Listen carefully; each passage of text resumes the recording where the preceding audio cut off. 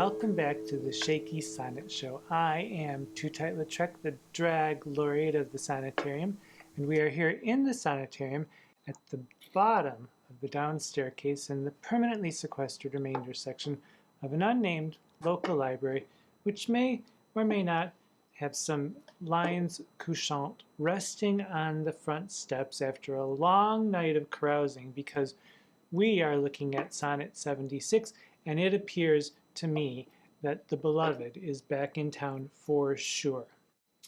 Now, while doing my research about this sonnet, I found that some editors have seen a sadness expressed here, and I suppose I could try to convince myself that I see that sadness too, but no, not really. Don Patterson even goes so far as to call this Sonnet 76 grim and depressing, and I could not disagree more vehemently. I love this sonnet. It's witty and fun and wry. And obviously the narrator is being ironic. When Shakespeare says, "Why is my verse so barren of new pride?" that's like Twiggy saying, "Does this dress make me look fat?" And for all you young whippersnappers out there, Twiggy was a super thin supermodel in the 1960s, akin in popularity to someone like Bella Hadid today. So I think that perhaps if there is sadness here and I don't see it, perhaps the reason I don't see it is because the first time that I ever heard this sonnet was listening to Diana Rigg read it on the 2002 album When Love Speaks. And I was so taken with it that I actually did a lip sync of it, which I will link in the description box below. And I would urge you to go and listen to it or watch my lip sync, simply so that you can hear the wryness and the humor in her voice as she reads it. And it's actually quite a straightforward sonnet, so let's get right down to it. And here we go. Sonnet 76. Why is my verse so barren of new pride, so far from variation or quick change? Why with the time do I not glance aside to new-found methods and to compounds strange? Why write I still all one, ever the same, and keep invention in a noted weed, that every word doth almost tell my name, showing their birth and where they did proceed?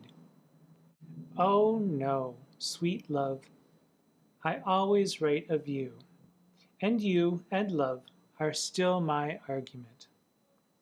So all my best is dressing old words new, spending again what is already spent.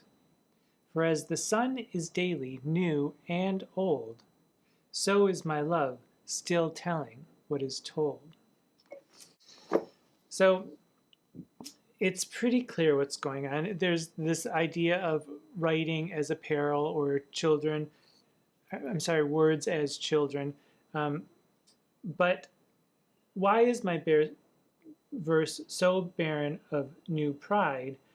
And pride here is adornment or fashionable clothes, and possibly also an erect penis. Stephen Booth notes that new pride has overtones of its various sexual senses, and yes, indeed, it does. Although there are two questions posed in the first quatrain, why is my verse so barren of new pride, so far from variation or quick change? Why with the time do I not glance aside to newfound methods and to compound strange? As if to say, why do I keep writing the same thing over and over? It's actually, instead of two questions, they are rhetorical questions, and it's really more of a declaration of an obsession. Shakespeare's way of saying, why can't I quit you? More specifically, why can't I stop writing sonnets about you? And in the second quatrain, there's another question. Why write I still all one, ever the same, and keep invention in a noted weed? The weed is like the poor weeds that I'm wearing today, the clothes that I wear. that every word doth almost tell my name, showing their birth and where they did proceed, as if they bear the imprint of, like children, of the father's face and or the mother's face, and you can tell just by walking down the street to whom they belong. Just like on hearing a Shakespeare sonnet, you can almost hear that it is Shakespeare and quite identifiable. And why does he keep writing the same thing in the same way? Well, he does and he doesn't. He's brilliant, and so it's the same brilliant way, but it's the variety is tremendous. Some editors have noted the similarities of Sonnet 76 to Sonnets 21 and 38, as if to say that Shakespeare has already sung this song. And in fact, Sonnet 76 shares the words invention, sweet, right, and argument with Sonnet 38. But in my opinion, Sonnets 21 and 76 are far superior to Sonnet 38, if for no other reason than they just sound much, much, much better. So why do I keep writing the same thing in the same way? Why that everyone can tell who's written it? Well, why not? If you're a writer and you sound like yourself and no one else, that's the best thing in the world to be. You don't want to sound like somebody else. You want to sound only like your own peculiar voice.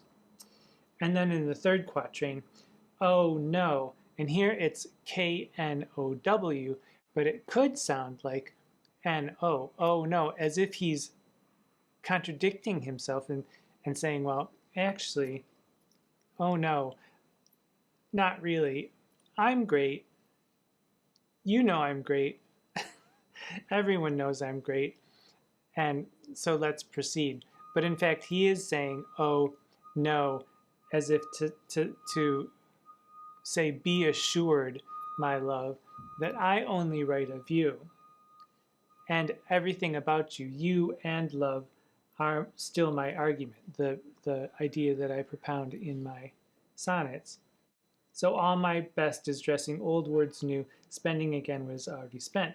And this playfulness of of the sounds of you and love and new and no and old shows that our man Shakespeare here has still got it.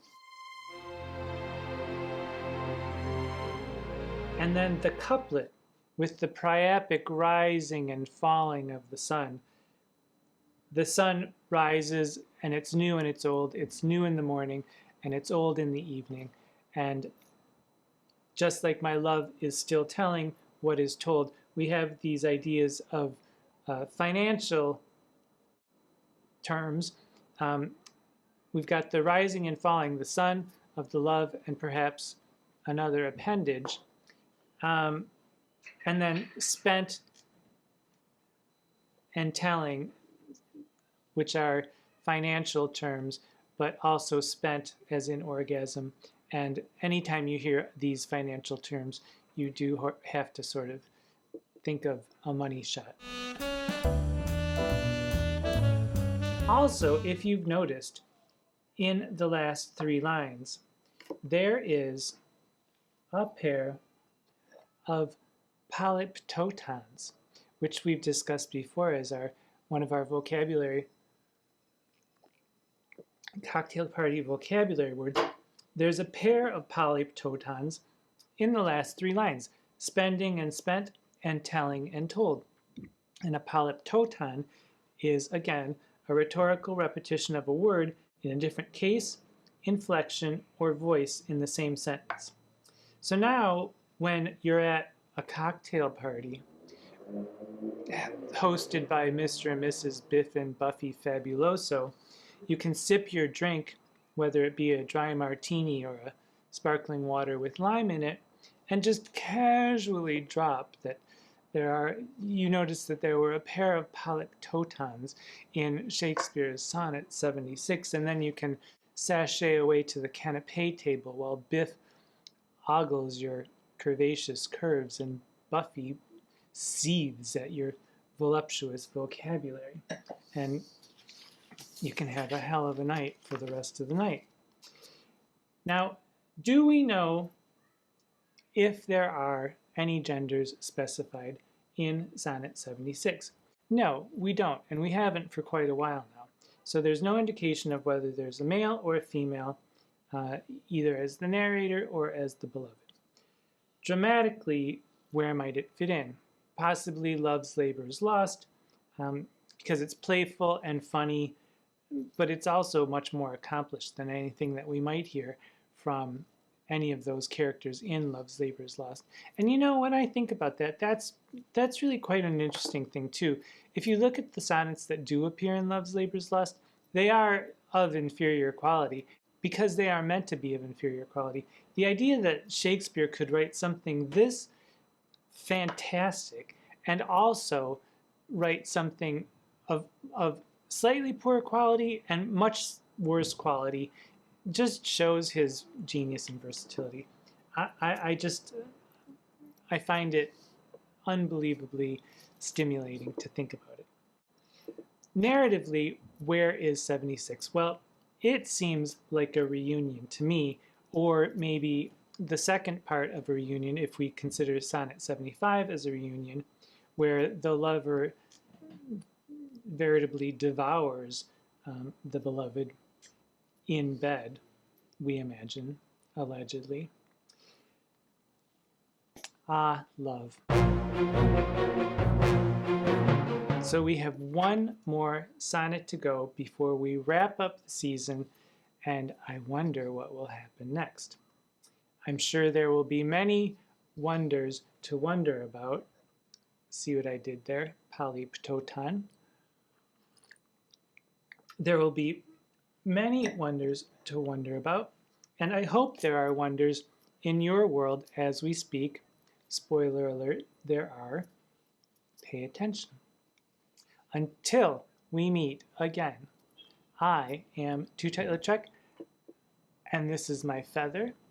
Mwah.